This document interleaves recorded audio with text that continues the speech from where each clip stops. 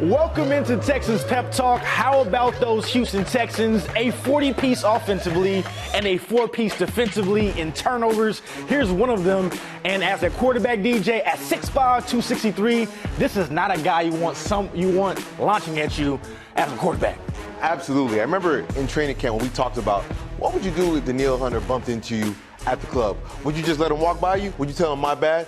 That's that. I mean, listen, me, I'm letting him. Hey, my bad, bro. My bad, bro. No, if he stepped on your shoes, those Versace's, hey, we swinging. Not at Danielle Hunter. Not at Danielle Hunter. All three of us. You know, we can say. All right. Thank you so much. Yo. But again, you know, when you have Danielle Hunter coming off the edge, knocking your quarterback out, especially your rookie quarterback, that's not what the Patriots wanted. Big day for the Houston Texans and a big day right here on Texas Pep Talk. Welcome in. I'm Chester Johnson. That is Pep Hamilton, the former offensive coordinator of the Houston Texans, and DJ Bianame of ESPN, the beat writer for the Texans. And guys, 5-1, offense going, defense looking dominant. What was your biggest takeaways from that game, Pep? Well, I thought you saw the Texans dominate the Patriots in all three phases. All three phases. On the road. The momentum that the Texans really have after that game, they're going to be a problem for the rest of their schedule, okay? For the rest of the AFC, for sure. They have a 2-game lead in the AFC South. Mm-hmm. You have CJ, who's just being CJ, all right?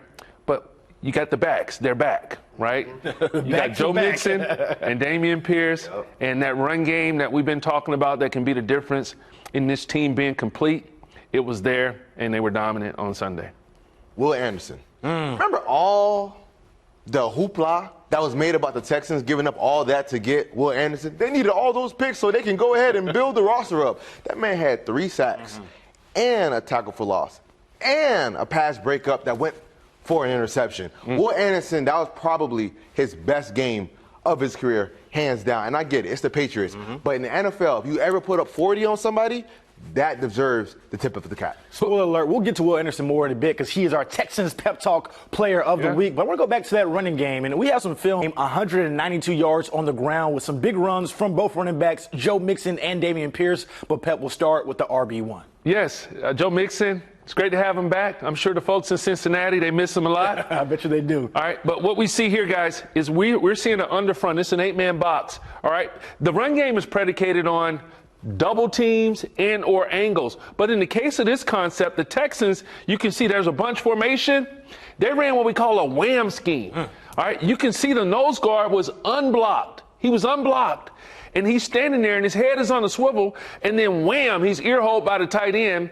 And it was perfectly executed. And you can see the lane there in the B gap that it created for Joe Mixon. All right, to hit that hole 100 miles and run him.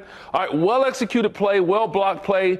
But having this guy back, all right, is going to be a major factor in the continued success for the Houston Texans. How good has Joe Mixon been for the Houston Texans this season? Well, in 3 games that he's played, they're averaging 30 points. So that's to let you know right there. And even, Chicago Bears game, he got hurt. But we can all attest, if he was fully healthy in that game, they scored way more than just 19 points. They scored 29 when he's finished the game and 41. And again, in the NFL, if you can score close to 30, over 30, that doesn't matter who you're playing. That always deserves to be. Very impressive. Joe Mixon had himself a day, but so did Damian Pierce. Pep, we haven't seen him run the ball like that since you were calling plays for the Houston Texans. What did you notice on that big run from DP? Well, it was good to see the young bull back. I'm a big Damian Pierce fan. I think he's tough. He has outstanding contact balance, all right, courage to hit the hole. But the Texans, we know that they like to run stretch zone, outside zone, meaning they want to get out to the outside gaps, B and C gap. And you'll see here, it's just another way to run a stretch zone. CJ's going to get the ball and toss it to the right. And you see the guys up front, they don't get enough credit. They blocked the heck out of this Patriots defensive front all game. But you see Damian Pierce, he's going 5 steps, and then he's taught by Coach Danny Barrett, the running backs coach, all right, to just, now after 5 steps, get your shoulder square and run through the smoke, all right? Let's get downhill. All right, offensively, the offensive line and the tight ends, they're just pushing those defenders by. But he hit that hole, all right, at full speed. And then once again, made a guy miss in the secondary. And once he gets into the secondary, his acceleration, his speed to finish the runs is second to none. When you were calling plays for DP as the offensive coordinator, what stood out about him? What made him so special and dynamic his rookie season? Just as I said, the acceleration through the hole, but the contact balance. The contact balance. Think back to his rookie year, the game against Jacksonville, where he made 6 or 7 or 11. Jacksonville, those guys are still trying to tackle him. Don't forget the Eagles game, too. the Eagles game on Thursday night where he bounced off a bunch of people and it was able to score and ran for over 100 yards. I forgot that game. We lost that game. So I remember you lost. So I forgot most of those games. I remember the one game. All right, no. But, DP is a special talent. All right, Joe Mixon, having him back, all right, will be the difference in this team having a chance to win at home or on the road in December and January when it matters most. Absolutely. Again, as great as CJ is with those weapons, the teams that win late in the season are the teams that have a great run game. Even Patrick Mahomes. Yep. And all the Super Bowls that he's won, he's had a rushing attack that's got over 100 yards in the Super Bowl. So, guys, the running game was dominant, but so was Will Anderson Jr., who is this week's Texans Pep Talk Player of the Week. You see the numbers. 8 tackles, 3 sacks, 1 pass deflected that led directly to an interception. DJ, has Will Anderson Jr. inserted himself into Defensive Player of the Year combos? Absolutely. Right now, he's 5th in sacks, tied for 5th in sacks, and he's tied for the most tackles for loss, and we already know him and Daniil are towards the top of the NFL in pressures. He creates absolute havoc for offensive linemen and quarterbacks. They are number 1 in pressure rate across the entire NFL and being able to get after the quarterback. So, yes, he's absolutely in that conversation because they have one of the better defenses in the league, and he's arguably their best defender. What type of havoc does he present for an offensive coordinator, Pep? It just really makes it tough to game plan passing plays specifically without having an extra body in place to account for the matchup against Will Anderson. Mm-hmm. And then now you got Daniil Hunter on the other side. Right. And then when you play zone coverage behind that and you have 2 additional pass protectors assisting the tackles, you have fewer guys that are releasing downfield into the routes. And so there's nowhere for the quarterback to check the ball down to, or you don't have what we call flare control. Mm-hmm. You don't have the underneath route to pull the flat defender so that you can make the intermediate throw to the second level. So, all right, when you keep 7 people in to protect, possibly 8, all right, you don't get very many receivers out into the routes. That plays in the favor of the defense. We saw Daniil Hunter as we opened up the show. He had that strip sack. He was dominant, and so was Will Anderson Jr. The pair will be in Lambeau on Sunday as the Packers take on the Texans. We'll have more covering that matchup coming up next after the break. This week will be the best quarterback we've seen this year, so it'll be a really tough matchup. Really good team. Green Bay has done a great job this year. Just, they're explosive on offense, and they pose a lot of challenges, not only with Love, but the guys he's getting the ball to. Jaden Reed has done a great job they do a great job of moving him all around, whether he's getting the ball in the backfield or in the passing game. It's just an explosive offense. They run the ball well with Jacobs, just well-coached team. So we have our hands full, just as all week, but it'll be a really big-time matchup for us, and I know our guys are excited about it. Big-time matchup on Sunday in Lambeau, and you heard head coach D'Amico Ryans. Jordan Love will be the best QB they have played this season, and guys, they just played Josh Allen. Some bold words from D'Amico, Pep. Yeah, I think, Coach was just expressing just his appreciation for the talent of Jordan Love. I don't think it was a slight against Josh Allen or any other quarterbacks that they've faced thus far in the season. But it says a lot about the respect that Coach and his staff has for the Green Bay Packers and their quarterback. I don't care about any of that. Josh Allen or Jordan Love, DJ? I'm taking Josh Allen, obviously. But I think the reason why D'Amico said Jordan Love over Josh is because D'Amico's part of that solid tree. Solid defenses has given Josh Allen trouble throughout the years with the Jets. Sure. And then we just saw a couple weeks ago, D'Amico basically dominated Josh Allen. So there must be something that they see on film that makes him easier to defend. So I can see why Jordan Love was a guy that they he respects a little bit more because Jordan Love plays on time, plays on schedule, and can make all the throws that Josh Allen can make. Yeah, but as a coach, he has a right to say how he feels, but that's not coach speak. I'm not mad at it. That's not coach speak. Why? That's a distraction. That's a headline, right? All right? And that's out of character for coach. It's not like we're talking about Rex Ryan or somebody, right? Sure. We're talking about D'Amico Ryans. And so Jordan Love's a really good player. All right? Now, am I defending Josh Allen and saying that he's better than Jordan Love? No, I mean, only time will tell. All right, you guys could easily say, well, there was a point in time when we ranked the top 5 quarterbacks under 25, and I had him like 3 or 4, and my justification was he's only played 1 season in a game. Right. But I had CJ number 1, and they played pretty much the same number of games. But Jordan Love's a talented player.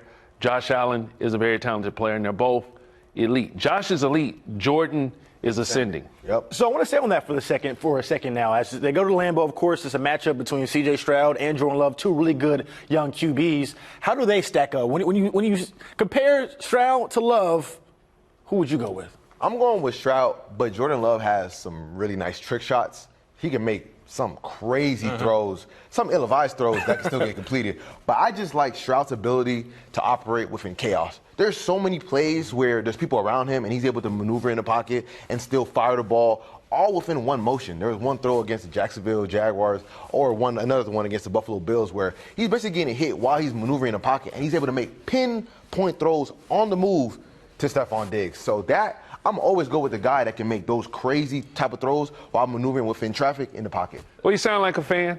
I respect that. And you guys are reporters. I know that you view it a little differently than the coach. All right. CJ doesn't turn the ball over as often. And to me, that's the difference. Yeah, because he don't turn the ball over as often, I think that is, the great separator in the two. And I don't know Jordan Love's stats, so you should hit me with that. But I do know this. What's made CJ consistent and exceptional is how he manages bad plays, how he makes the off-schedule plays, right? And we're talking about a young quarterback that nobody really classifies CJ as a dual threat per se, but we've seen him extend some plays and I know he, got those duck feet, but, he can escape the pocket and accelerate and create space and problem solve with his legs. Yeah. All right, he's a special talent. He is the future of the NFL. When I say that, the future face of the National Football League. I don't see Pat Mahomes going anywhere anytime soon. To me, that's how I kind of view it. With Jordan Love, to me, he's like more of the gunslinger. He can make all the throws on the football field. But define gunslinger. Gunslinger to me is a guy who will basically he's reckless at times. Take a lot of risks. Right. And I think Jordan Love, and evident by his numbers too, he has more interceptions than C.J. Stroud. He's a little bit more of a risk taker than Stroud. Versus Stroud, for the most part, what we've seen over the first 2 years is he's going to take what the defense gives you, right? And we've seen even more of an increased value of that this season. And to me, that's why I would give C.J. Stroud the edge over him because he takes care of the football. And of course, Pep, that's rule number 1. So do you guys want a gunslinger as your quarterback? There's nothing wrong with it. Well, give me a gunslinger that's won a Super Bowl. Aaron Rodgers. Is he not a gunslinger? Aaron Rodgers. I think Mahomes is a gunslinger. You think Mahomes? He just can protect the ball. That's a good comeback. That's a point for DJ. That's a good comeback. Aaron Rodgers? Brett Favre, gunslinger. Yeah, that's it. Mahomes is a gunslinger. Yep. I wouldn't really classify Aaron as a gunslinger. He's just incredibly accurate and can make a bunch of throws. He doesn't turn the ball over like that. We just saw it. Well, on Monday night. He's 50 years old. He's 50 years old. Yeah. Is that a point? But he's not reckless. Another point for DJ. Thank you. Yeah. Another point for DJ. I feel like these guys are clued in. There will be a lot of points put on the board this Sunday at Lambeau, as D'Amico Ryan said, a very explosive offense for the Green Bay Packers. Yeah, what concerns me in this game is the Packers are second in the NFL in rushing, 167 yards per game, and the Texans' defense against play action has given up the 8th most yards and the 3rd highest passer rating. Jordan Love has the most touchdowns when play action and has the highest passer rating. I don't know. We got to fact check that one because Jared Goff right now, he's got to be up there. We got to fact check. Fans, fact check that now. Matter of fact, he's second. But regardless, he's second. But regardless, he has a passer rating in the 120s. The Texans defense gives up a passer rating in 120s against play action. So that does concern me, and they might be without the majority of their starting linebackers, which could cause a lot of problems.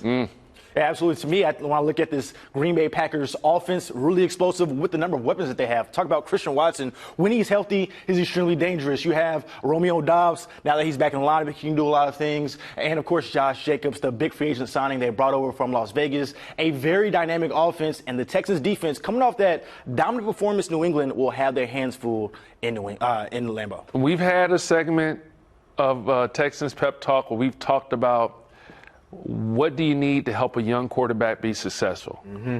At the top of that list, we talked about the ability to de-emphasize the quarterback by running the football. The Green Bay Packers can run the football. Josh Jacobs, he's a thumper. All right, he's physical, he's a downhill runner, and as the game goes on, all right, he lathers up, and he's like a bowling ball of butcher knives, just running down between the A and B gaps, right? Okay, now, the Texans defense, up front, I think arguably the best at pressuring quarterbacks. This will be a test for them, but they'll be ready for it. Welcome back to Texans Pep Talk. As always on the show, we like to have a lot of fun, and we like to have a lot of takes. And we've had some really interesting ones over the past few weeks. It's time to revisit some of them. DJ, you look a little nervous. Like, I don't know. I had a bad one. I said the Jags were going to be the one contending for the AFC South. Oh. We might have to go back and revisit that one. But, like, originally I said, let's beat the Texans and Colts. You already copied, please. That's how I was looking. How does that work? You don't even know what it is. Here's the thing. They don't even know which clips I pulled to begin with, but we will start with week 1. The biggest divisional threat, these guys said this. The Colts side at one point, I thought they were going to win the division, but reading some of the reports strictly about Anthony Richardson from a passing standpoint gives me pause to concern. Right? Anthony Richardson just really don't have enough time on task to justify buying that the Colts are going to be the threat that we expect, that you expect them to be, right? I would say Trevor Lawrence, it's time. Pep, what time is it? It's time. It's time. It's time for Trevor Lawrence and these Jags to stand up. Boy, was I wrong. Boy, was I wrong. And you got to eat crow while it's hot. All right. Enough said.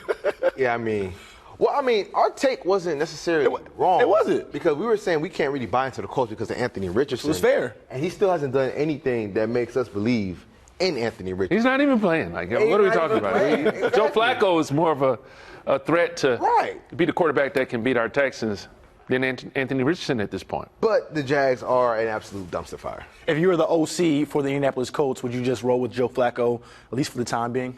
I think, of course, he's keeping them in games. He's winning games for them as well. I don't know if he's 2-1 as the starter or 1-1, but I just know for a fact that their offense it looks more scheduled and efficient now that you got a veteran quarterback out there playing. A couple of weeks ago, we also looked at some early season superlatives. And, Pep, you hit one right on the head, and we will play that right now. Cowboys defense, all right, or it is the Cowboys defense. Dak is playing pretty good football. Right. All right. Defensively, they just hadn't done a good job of stopping the run. And you got to be able to stop the run in the National Football League. Pep, you called the Cowboys defense the most disappointing thing that you've seen this season a couple of weeks ago. And after a performance against the Detroit Lions, I'm sure you feel really good about that take. Well, I don't feel really good about watching the Cowboys suffer. I think when the Cowboys are successful, it's just good for football. Sure. Right? When they're losing, it's good for all the Cowboys haters, right? So it's still good for football. But I do feel like with Dak playing the way that he's played thus far in the season, that defensively, at some point they have to figure out their identity and improve tremendously in stopping the run. DJ, Jerry Jones, he can't fire us. Are the Dallas Cowboys a playoff team? I think they can still sneak in, maybe as a wild card spot, but I don't think they'll win a division. I don't think they'll win a division. Playoff team. You think so? Yeah, I think they can still make the playoffs. They just have to get Micah and DeMarcus Lawrence back, and then once they get those two guys back, their run defense should be a little bit better. Obviously, they're not a contender because, again, what the Lions you just did to them, putting up almost a 50 piece. That was a bad ball. That was a bad ball. So obviously they're not a contender. But last year, they kind of started a little shaky. They got blown out by the San Francisco 49ers, and they were able to turn it around and win 12 games. Speaking of a team that started out a little shaky, a couple of weeks ago, we looked at the panic level for the Cincinnati Bengals. 0-3, no panic? To make the playoffs. If you want to make the postseason, you're Jamar 2. Chase missed most of training camp. Sorry, not most, all of training camp. And T. Higgins just got back this week. Still, the They're postseason 0-3 in the division with the Steelers in They're the tough AFC. 0-3, and in the history of the NFL or whatever, there's only been 6 teams to make the playoffs, but they didn't have Joe Burrow.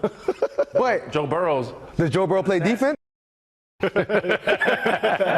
DJ, Joe Burrow still doesn't play defense. A couple weeks ago, you had the Bengals at a 5 panic level wise. They've won a couple of games since then. Where are you now on a scale of 1 to 5 on the Cincinnati Bengals? Who they beat? They beat the Panthers and beat the Giants. That's a good one. Point for DJ. See, I'm getting the points today from Coach Pep, you know what I mean? So, yeah, my panic level is still high. They still got to play the Steelers twice. They already lost to the Ravens. They got to play the Ravens one more time. And they always struggle with the Cleveland Browns. I know the Cleveland Browns aren't a good football team, but in division rivalry, the best they'll do is split that game. So it looks like they're probably going to finish, in my estimation, 2-4 in the division.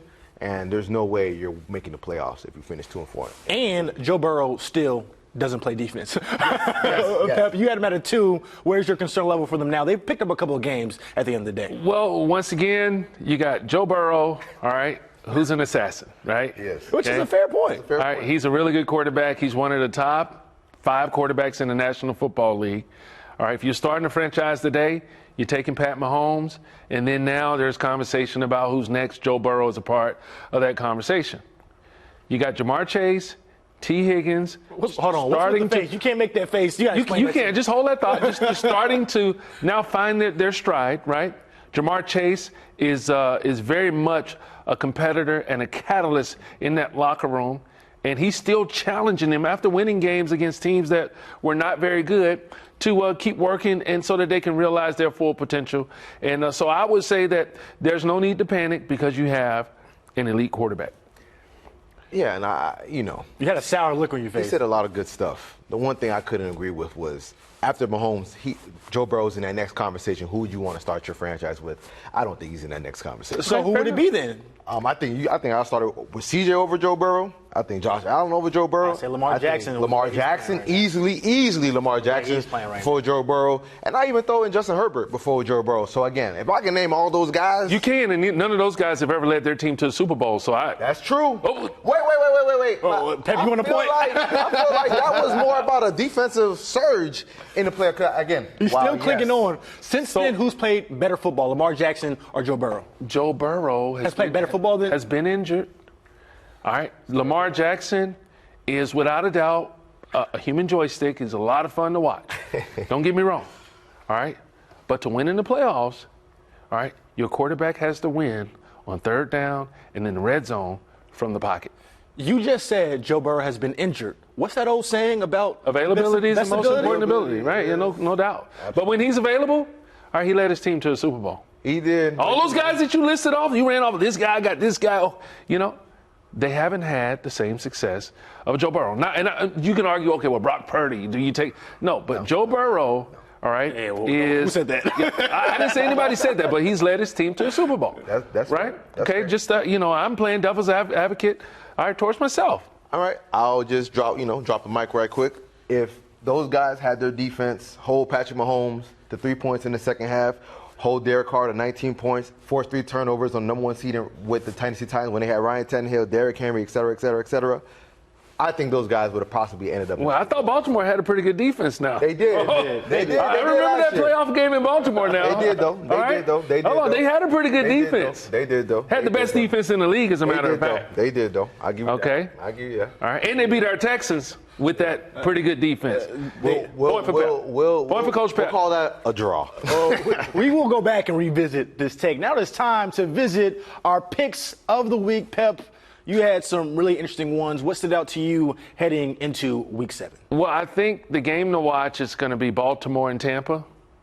2 really, really good teams. Tampa's coming off a game where they had as you would say, a 50 ball, right? Mm-hmm. But Baltimore, that ain't happening. You're not putting up 50 on the Ravens defense. No. That'll be a really good game, and it's a nationally televised game. Yes. Chance. That just it a is. national game. All right? That it is. National televised Televised game. Chiefs or 49ers, Pep? Chiefs. Yeah, you picked the Chiefs. Now, DJ, for your picks of the week, you have Washington taking care of Carolina at home. You picked the 49ers, though, over the Chiefs. Yeah, I feel like the Chiefs have been kind of skating by. Obviously, you had the last game against the Saints where they kind of controlled that game, but I feel like the majority of other games, they've been kind of skating by. I think the Niners get on track and they get their revenge. We are on the same page for that. On my picks, I have the 49ers beating the Chiefs, and I have the Packers getting the win at Lambeau over the Texans. Pep? I'm taking the Texans. I just 6-1 on the season? Yeah, 6-1 on the season. I just think right now the defense, all right, will smother Jordan Love. All right, not that they won't have to defend the run, right, but they will smother Jordan Love. And when Jordan Love's under pressure, he has a passer rating of 43. There we go. 43. DJ with Teamwork. our stats and info. So, did you say Texans? Don't leave me hanging.